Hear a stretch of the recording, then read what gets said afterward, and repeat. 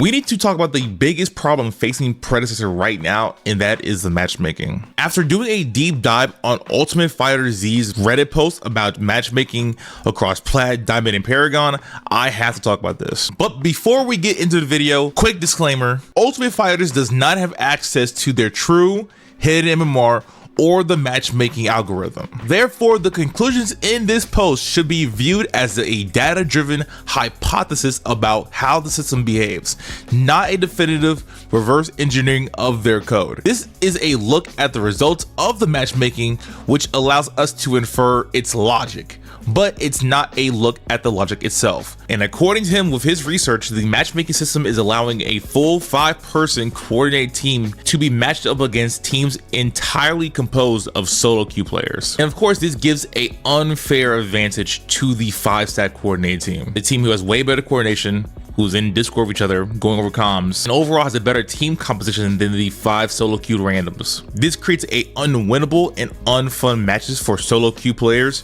from the very beginning of the game. The solo team is at a severe disadvantage, which leads to frustration and negative gameplay experience, which leads to people throwing and just being overall mean and insulting and toxic towards each other. And the team will often surrender at the 10 or 15 mark, even if the game is still theoretically winnable.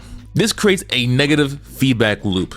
Unfair matchmaking leads to one-sided games, which leads to early surrenders, which is a major problem for player retention. It's a vicious cycle of unfair matchmaking leads to one-sided games, which leads to low morale, which leads to early surrenders. The combination of these two systems is the primary source of the game's current matchmaking problems. And I believe that if the issue is of matching 5 stacks against solo players were addressed, the surrender problem would naturally become less of an issue because more games would be balanced and competitive, giving players a reason to keep fighting rather than giving up early. We just need an overall matchmaking fix. I truly believe that if the system was changed to prioritize matchmaking 5 stacks against other 5 stacks, the surrender problem would naturally start to fade away. And also with that, the overall toxicity of the game. I highly advise that you check out the Reddit post for yourself and give it a good read. But yeah, guys, that's the video. Tell me what you guys think about it in the comments below.